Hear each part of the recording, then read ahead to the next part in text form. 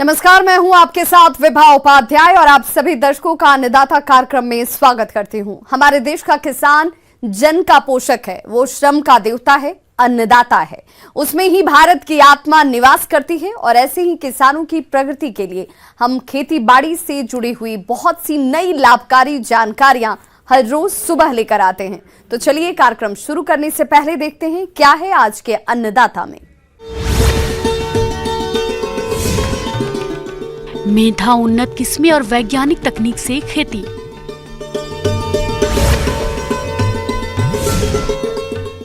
उन्नत नस्लों के पशुओं को पालकर बढ़ाएं दूध उत्पादन।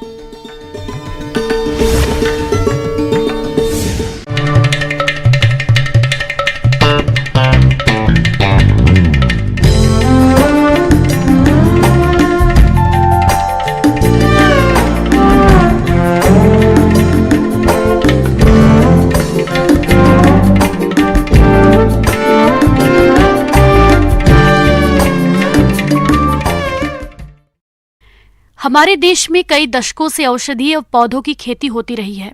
किसान इससे अच्छा मुनाफा भी कमाते हैं क्योंकि इनका इस्तेमाल कई तरह की दवा बनाने में होता है और बाजार मांग हमेशा बनी रहती है। इसी तरह की एक फसल है मेंथा, जिसकी खेती कर किसान मोटा मुनाफा कमा सकते हैं। तो चलिए मेंथा की खेती कर विस्तार से जानते हैं बिहार कृषि विश्वविद्यालय संबौर जिला भागलपुर के बागवानी विशेषज्ञ डॉक्टर परमवीर सिंह से।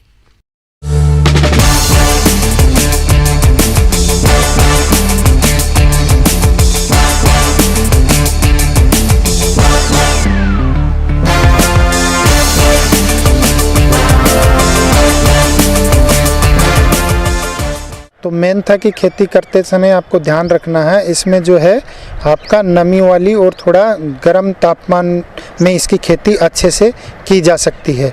और इसका जो है मिट्टी के लिए जब बात करें तो इसकी मिट्टी जो है दोमट मटियार मिट्टी जो है चिकनी वाली मिट्टी होगी, वो भी इसके लिए उपयुक्त होती है। तो उसमें हम जिसका आपका पीएच जो है 6.5 से 7.5 पीएच होता है, वो भूमि इसके लिए उपयुक्त होती है। फिर बात करते हैं इसकी खेती कैसे करेंगे। तो इसकी खेती करने के लिए इसका प्रोपोगेशन जो है वो सकर्स के द्वारा होता है। छोटे छोटे सकर्स को हम कटिंग करके उसको इसकी खेती कर सकते हैं।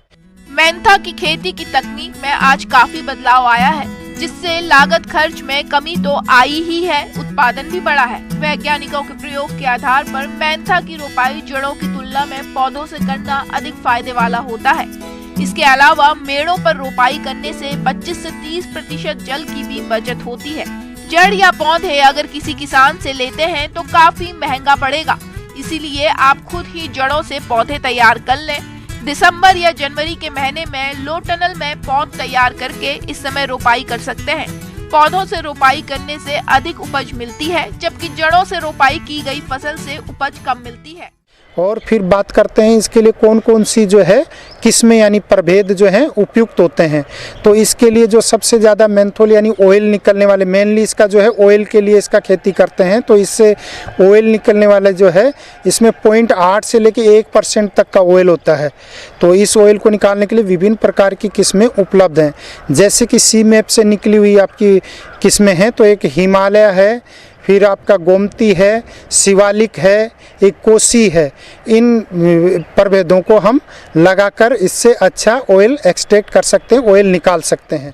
इसके तेल का उपयोग दवा से लेकर ब्यूटी प्रोडक्ट और खाने पीने की चीजों में होता है, इसलिए वैज्ञानिक इसकी खेती में रसायनों का उपयोग न करने की सलाह देते हैं। इसलिए रोपाई से पहले खेत की अंतिम जुताई के समय गोबर की खाद में ट्राइकोडर्मा और व्यूवेरिया बेसियाना मिलाकर प्रयोग करें।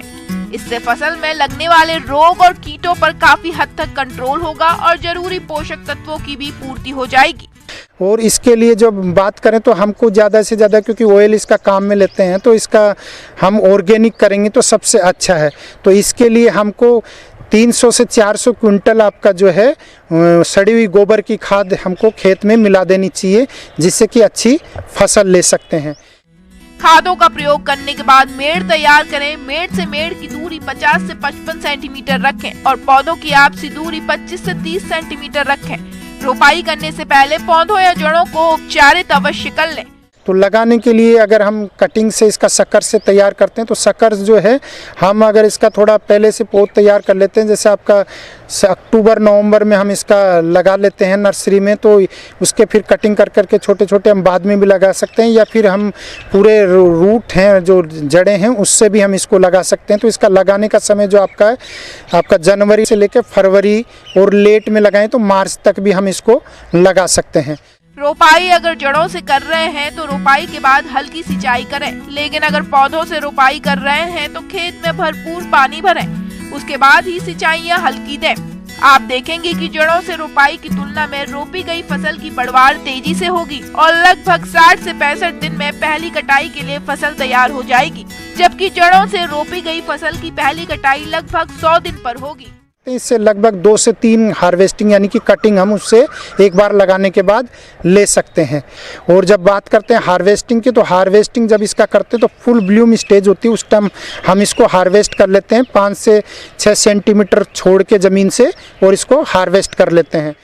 अगर उत्पादन की बात करें तो 1 एकड़ एरिया में लगभग 1 कुंतल तक के तेल की उपज ले सकते हैं। यहीं अगर जड़ों से रोपाई किए हैं तो 10 से 15% तक उपज कम मिलेगी और लागत भी बढ़ जाएगी। इसलिए किसानों को सलाह है कि लागत को कम करते हुए अधिक उपज लेने के लिए पौधों से ही मेड़ों पर रोपाई करें। किसान भाइयों, अभी तक आपने खेती से जुड़ी हुई कुछ उपयोगी जानकारियां देखी। अब लेते हैं एक छोटा सा ब्रेक, जल्द लौटेंगे और कार्यक्रम में आगे भी है खेती बाड़ी से जुड़ी हुई महत्वपूर्ण जानकारियां, तो बने रहिए हमारे साथ।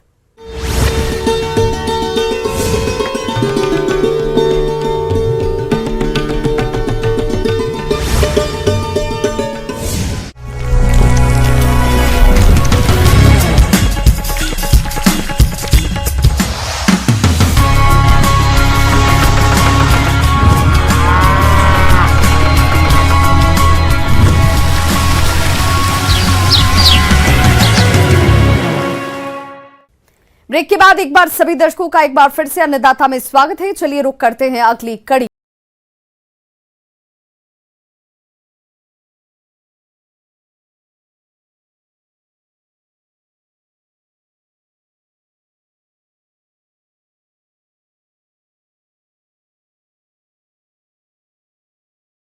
अपने प्रदेश के किसान खेती के साथ साथ पशुपालन भी करते हैं और उससे अच्छा लाभ भी लेते हैं। इसी लाभ के दायरे को किसान और भी बढ़ा सकते हैं। बस जरूरत है उन्नत नस्ल के पशुओं को पालने की। तो अपने क्षेत्र के लिए कौन सी गाय और भैंस अधिक उपयोगी है और इनको गाय खरीदते समय किन किन बातों पर विशेष ध्यान देना है, ये सब जानने के लिए देखिए कार्यक्रम का ये अंश।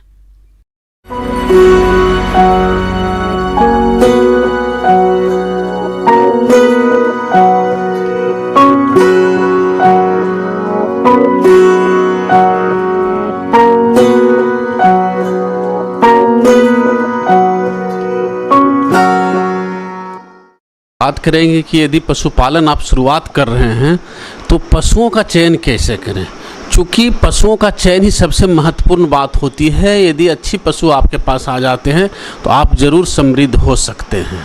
तो सबसे पहला पहल जो होती है, अच्छे पशुओं का हम लोग चयन करें, खरीदारी करें। तो खरीदारी में सबसे पहले आपको ध्यान देने की ज़रूरत है कि पहला कोशिश अपनी यही रहनी चाहिए कि हाट जो होती है वहाँ से ख़रीदारी करने की कम कोशिश करें। आस पड़ोस जो आपके जान पहचान वाले फार्म वाले हैं, जो पहले से पशुपालन कर रहे हैं, उनके यहाँ से गाय खरीदने की कोशिश करें। गाय या भैंस जो भी पशु है उनके यहाँ से खरीदने की कोशिश करें ताकि वो अच्छी गाय आपको दे सकें। पशुपालन व डेयरी व्यवसाय में दुधारू पशुओं के दूध देने की क्षमता का बहुत ही महत्वपूर्ण स्थान होता है। इसलिए गाय भैंस की खरीदारी करते समय कुछ विशेष जानकारी होने की जरूरत हो जाती है।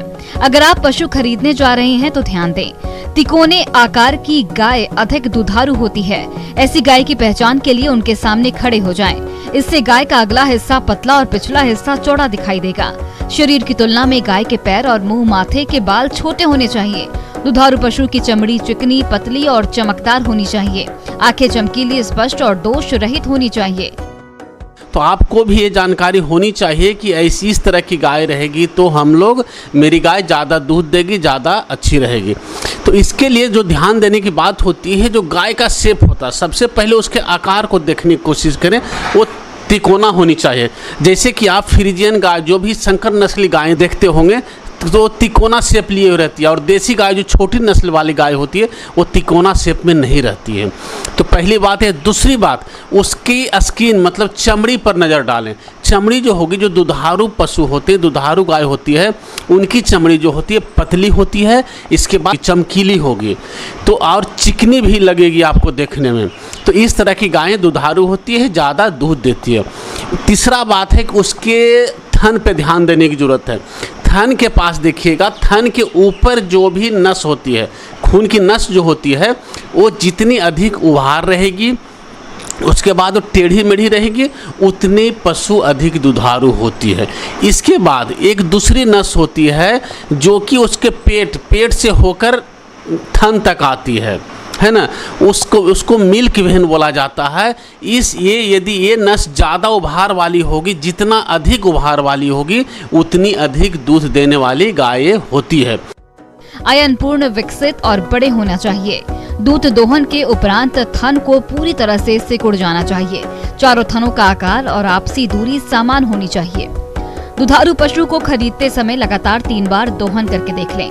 साथ ही पशु आयु पर भी विशेष ध्यान दें। पशुओं की आयु कम से कम 10 से 12 साल की होनी है। पशुओं से तीसरे और चौथे बयांत तक दुग्ध उत्पादन चरम सीमा पर रहता है, लेकिन इसके बाद धीरे धीरे घट जाता है। ऐसे में दुग्ध उत्पादन व्यवसाय के लिए 2 से 3 दांत वाले यानी कम आयु वाले पशु अधिक लाभकारी माने जाते हैं। साथ ही पशुओं की प्रजनन क्षमता पर विशेष ध्यान दें, क्योंकि इस पर पशुओं का दूध उत्पादन निर्भर होता है। एक आदर्श दुधारू पशुओं के लिए हर साल एक बच्चा जरूरी है। ऐसे में आपको पशुओं की प्रजनन क्षमता की जानकारी भी लेनी चाहिए। यदि दूसरे लोग निकाल रहे हैं दूध तो आप जरूर एक बार थन को बढ़िया से अपने हाथ से छूकर देख लें, कहीं कड़ापन तो नहीं है, कहीं हार्डनेस नहीं है। तो ये सब चीज़ों को ध्यान देने की ज़रूरत है। इसके बाद कभी भी गाय खरीदने जाएं तो कोशिश यही करें कि या तो गाय पहली या दूसरी बियान की हो, मतलब एक बार बच्चा दी हो या दूसरी बार बच्चा दी हो।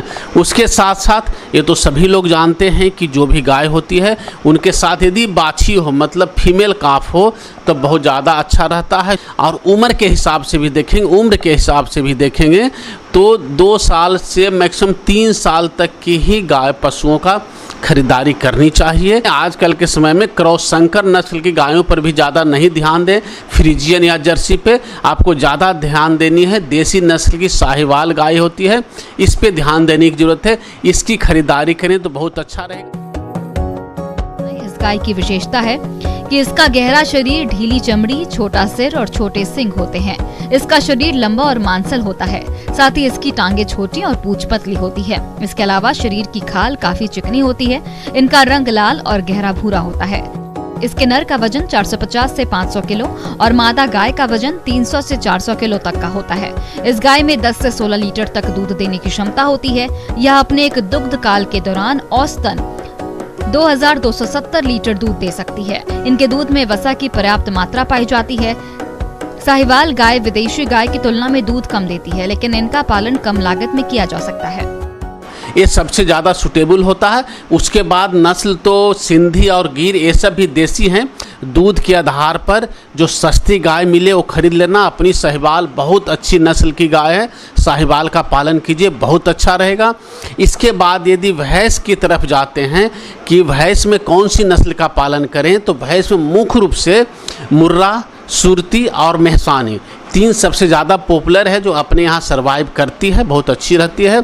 मुर्रा हालांकि पंजाब की नस्ल है, लेकिन इधर भी बहुत अच्छी सरवाइव करती है। वो भैंस और गाय दोनों को रखें। 2 भैंस रख रहे हैं, 2 गाय भी रखिए साथ में। इससे क्या होगा, आपकी लोकेलिटी में जो मार्केटिंग का प्रॉब्लम होता है, किन्हीं को भैंस की दूध चाहिए, किन्हीं को गाय की दूध चाहिए, दोनों चीज़ मिलेगा। और यदि आप सोसाइटी में देते हैं, मतलब कम्फर्ट को दूध देते हैं, तो उसमें क्या होती है कि दोनों मिक्स करके देंगे तो आपको फैट अच्छी मिलेगी, जिसके कारण कीमत भी आपको अच्छी मिलेगी। आगे और भी है खेती बाड़ी से जुड़ी हुई बहुत सी रोचक जानकारियां, पर यहां रुकेंगे एक छोटे से ब्रेक के लिए। जल्द हाजिर होते हैं।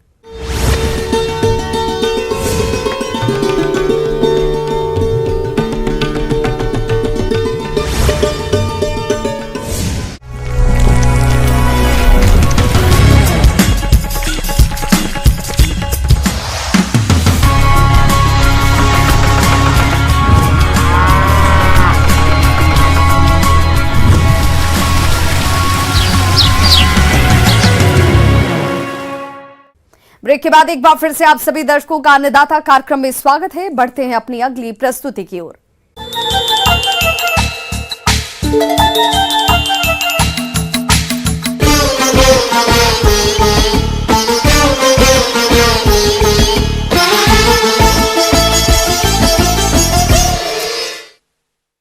इस मौसम में खीरे की खेती करने में 2-3 समस्याएं मुख्य रूप से आती हैं, जिनमें सिंचाई जल और खरपतवार की समस्या अहम है, जिससे किसान काफी परेशान होते हैं। अगर किसान ड्रिप और मल्चिंग का प्रयोग करते हुए खीरे की खेती करे, इन दोनों ही समस्याओं से बच सकते हैं और फसल से अच्छी पैदावार ले सकते हैं। तो चलिए ड्रिप और मल्चिंग के माध्यम से खीरे की खेती के बारे में जानते हैं रामकृष्ण मिशन विवेकानंद प्रशिक्षण और अनुसंधान संस्थान रांची के बागवानी वैज्ञानिक डॉक्टर अभिजीत कुमार दत्ता से।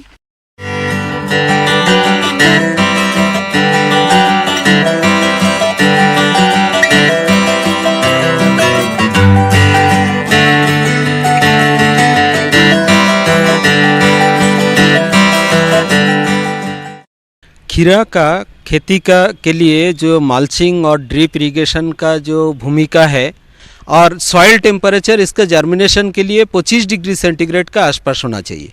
ये जगह में आपका जो मल्चिंग है इसका बहुत बड़ा रोल है। तो मल्चिंग का रोल क्या है? मल्चिंग एक है सॉइल जो रिक्वायर्ड जो टेम्परेचर है उसका मेंटेन करते, और सबसे बड़ा है इसका जो खरपत है, जो वीड है, वो वीड का एक कंट्रोल में रखते। खेत में पौधों के आसपास की मिट्टी को चारों तरफ से प्लास्टिक फिल्म के द्वारा सही तरीके से ढकने की प्रणाली को मल्चिंग कहते हैं। इसी तरह उपसतही ड्रिप सिंचाई कम दबाव उच्च दक्षता वाली सिंचाई प्रणाली होती है, जिसमें फसल में पानी की जरूरतों को पूरा करने के लिए मिट्टी की सतह के नीचे ड्रिप ट्यूब या ड्रिप टेप बिछाकर सिंचाई की जाती है। इस तकनीक से खेत में पानी की नमी को बनाए रखने और वाष्पीकरण रोका जाता है।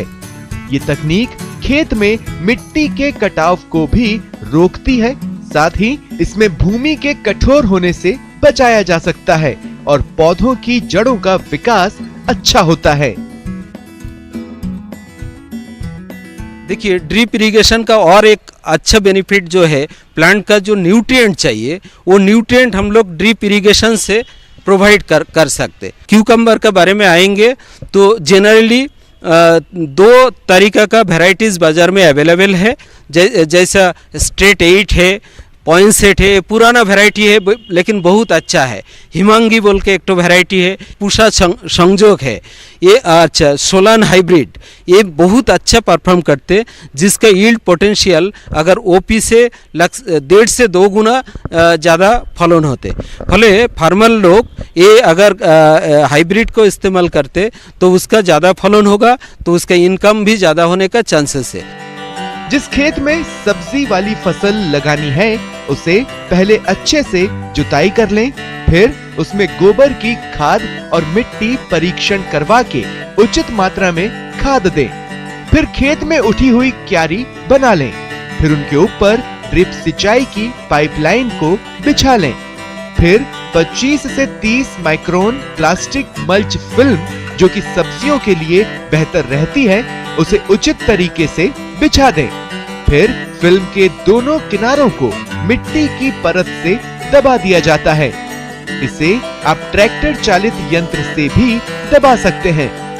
फिर उस फिल्म पर गोलाई में पाइप से पौधों की दूरी तय करके छिद्र कर लें।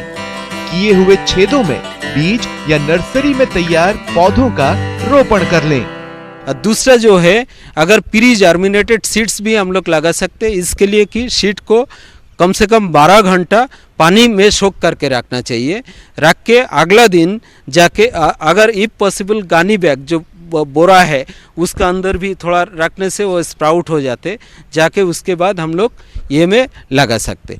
इस बात देखिए, अगर सीड ट्रीटमेंट के बारे में बोलेंगे तो ट्राइकोडर्मा से ट्रीटमेंट करना चाहिए, और आपका जो आपका कैप्टन है व थायराम है, इसका 2 से 3 ग्राम पर केजी ऑफ सीड का साथ मिला के उसका शीट को ट्रीटमेंट करके लगाने से की होगा इनिशियल स्टेज में जैसे फुसारियम विल्ट होते उससे प्रोटेक्शन हो सकते व डिफरेंट फंगल डिजीज से प्रोटेक्शन होने का चांसेस है। 1 हेक्टेयर क्षेत्र की बुआई के लिए 2 से 3.25 किलोग्राम शुद्ध बीज की आवश्यकता पड़ती है।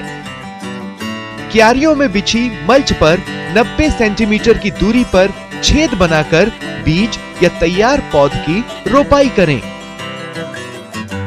जहां तक खाद और उर्वरक प्रबंधन की बात है तो ड्रिप मल्चिंग से की गई खेती में घुलनशील उर्वरकों का प्रयोग करना होता है, जिनकी मात्रा फसल अवस्था के अनुसार परिवर्तित होती है। साथ ही कई उर्वरकों को भी बदलना पड़ता है। खीरा जो है ये लौतादार सब्जी है, तो इसके लिए आपका बावर और जो स्टेकिंग इसका एक बहुत बड़ा रोल है। अर्ली वेजिटेटिव ग्रोथ स्टेज जो इन जनरल लगाने का 25 से 30 दिन बाद इसका जो वाइन फैलना शुरू होते उस समय आपका 1.5 मीटर तक ऊंचा वाला माचा तैयार करके उसका ऊपर अगर फैलते तो आपका एक ही होगा, इसका यूनिफॉर्म ग्रोथ भी ये होगा, उसका सनलाइट भी अच्छा होगा, उसका फ्रूट का क्वालिटी, उसका साइज शेप बहुत बड़ा होगा। और यही जो हम बाहर ये बोल रहा हूँ ये तो ज़रूर बोलेंगे शॉप यही कीजिए, इससे ज़्यादा फायदा और ज़्यादा क्वालिटी फ्रूट्स हार्वेस्ट होगा।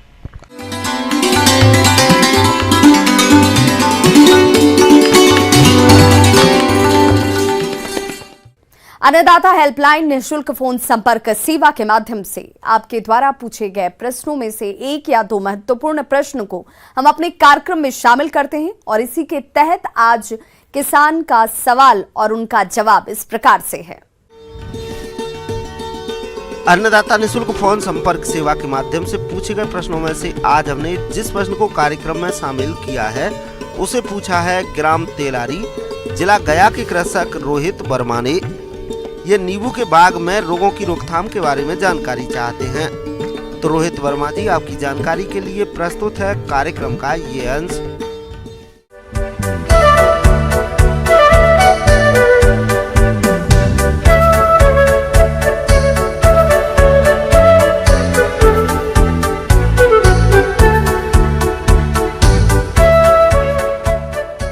किसान भाई, नींबू वर्गीय फल जो हैं उसमें देखिएगा कि आपको एक इंडेमिक समस्या है कैंकर का, जिसमें आप पत्तियों पर भी देखिएगा, फल पर भी देखिएगा, टहनियों पर भी देखिएगा कि उग्र अवस्था में टहनियों पर भी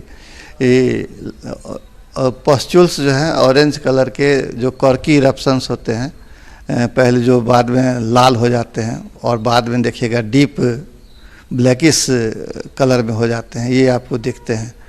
और इससे है कि जब फल पे आ जाते हैं तो फल का क्वालिटी डिटोरिएट हो जाता है और बाज़ार भाव इसका कम मिलता है। इसको हम लोग अंग्रेजी में कहते हैं साइट्रस कैंकर। सिट्रस कैंकर यह जीवाणु जनित रोग है। इसकी पहचान की बात करें तो इससे संक्रमित पत्तियों, फलों और टहनियों पर कत्थई रंग के गोल गहरे धब्बे दिखाई देते हैं। ये धब्बे सूखकर कठोर हो जाते हैं। अधिक संक्रमण पर यह फलों पर भी दिखाई देते हैं। नई पत्तियों पर यह दाग पीछे की ओर भी देखने को मिलते हैं। तो ये एक जीवाणु जनित समस्या है। जेंथोमोनास सिट्रे एक जीवाणु है, बैक्टीरिया है, उसके द्वारा होता है। तो इसमें है कि शुरुआती दौर में जब ये रोग के लक्षण दिखने लगे तो कॉपर ऑक्सीक्लोराइड जो बाजार में ब्लाइटॉक्स 50 या ब्लू कॉपर 50 के नाम से उपलब्ध है, इस दवा का 3 ग्राम दवा 1 लीटर पानी में घोल बना करके छिड़काव कर देंगे तो कुछ नियंत्रण आएंगे। जब ये बीमारी आपको उग्र अवस्था में दिखे तो एक इसके इसी दवा के साथ एक एंटीबायोटिक आता है, प्लांटोमाइसिन करके नाम से बाज़ार में उपलब्ध है। ये 6 ग्राम का पाउडर पाउच मिलता है। तो ये 6 ग्राम का पाउडर जो है, अगर आपके अधिक पौधे हैं नींबू वर्गीय और इसमें आपके साइट्रस कैंकर को इन्होंने आक्रांत कर रखा है, तो आप करिए कि 6 ग्राम को 60 लीटर पानी में 180 ग्राम आप ब्लू कॉपर 50 या ब्लाइटॉक्स 50 ये दोनों दवा को मिला दीजिए। वो आप मिला दीजिए, मिला करके घोल बना करके 2 बार छिड़काव कीजिए। पहले बार जो छिड़काव करते हैं उसके 2 सप्ताह बाद दूसरा छिड़काव करिए तो आपके फसल इस बीमारी से सुरक्षित रहेंगे। गमोसिस यह रोग नींबू वर्गीय फसलों में कवक द्वारा होता है। इस रोग के प्रमुख लक्षणों की बात करें तो तने की छाल में सड़न, गोंद निकलना, जड़ों का सड़ना और पत्तियां पीली होकर पौध सूखना दिखाई पड़ता है। कवक के बीजाणु मिट्टी में पड़े रहते हैं, जो नमी प्राप्त होने पर तने में संक्रमण फैलाते हैं। इसकी रोकथाम के लिए रोगरोधी मूल व्रंत का प्रयोग करें। नींबू के बागों में जल निकास की उचित व्यवस्था बनाए रखें। नींबू वर्गीय फसलों की अनियमित कटाई छटाई से बचें। रोग ग्रसित भाग को चाकू से साफ कर रिडोमिल या ट्राइकोडर्मा हर्जेनियम की 100 ग्राम मात्रा का लेप करें और उसके बाद अलसी का तेल चारों ओर लगाएं। डायबेक रोग। नींबू वर्गीय फसलों में इस रोग के फैलने के कई कारण हैं, जैसे रोग कारक कवक द्वारा कीटों का संक्रमण, पोषक तत्वों का असंतुलन, वातावरण में बदलाव, शस्य क्रियाओं से छेड़छाड़, अनियमित छटाई, निराई गुड़ाई, गहरी करना, नमी का अभाव आदि। इस रोग में पौधे की शाखा ऊपर से नीचे की ओर सूखना प्रारंभ होती है। रोग ग्रस्त पौधे में फूल व फलन कम प्राप्त होता है। इसकी रोकथाम के लिए रोगग्रस्त शाखाओं को काटकर नष्ट कर देना चाहिए। कटे भागों पर बोर्डो मिश्रण का लेप करना चाहिए। जड़ों में गहराई से निराई ना करें। 15-15 दिन के अंतराल पर कॉपर ऑक्सीक्लोराइड की 2 ग्राम मात्रा को प्रति लीटर पानी में घोलकर छिड़काव करें। तो नींबू वर्गीय फसल को अगर किसान भाई बचाना चाहते हैं तो इन बातों को ध्यान रखें और पहला छिड़काव में आप तो ब्लाइटॉक्स 50 या ब्लू कवर 50 का करें, तब इसको घोल को उपचारित करें और स्प्रे कर दें तो आप अपने फसल को बचा पाएंगे। किसान भाइयों, अन्नदाता आपकी सेवा के लिए संकल्परत है। कृषि संबंधित समस्या और सुझावों के लिए आप हमें इस पते पर संपर्क कर सकते हैं। Producer Annadata, news 18 Bihar Jharkhand, Ramoji film city Hyderabad 501512। साथ ही आप हमें ईमेल भी कर सकते हैं। हमारा ईमेल एड्रेस है p18annadatabihar@nw18.com। इसके अतिरिक्त आप हमें निःशुल्क हेल्पलाइन नंबर 180088922163 पर सोमवार से शनिवार सुबह 10 बजे से शाम 4 बजे के बीच संपर्क भी कर सकते हैं। किसान भाइयों, अब समय हो रहा है आपसे विदा लेने का, तो हमारी अन्नदाता टीम को दीजिए इजाजत। कल फिर से होगी आपसे मुलाकात कृषि संबंधित कुछ और महत्वपूर्ण जानकारियों के साथ। नमस्कार।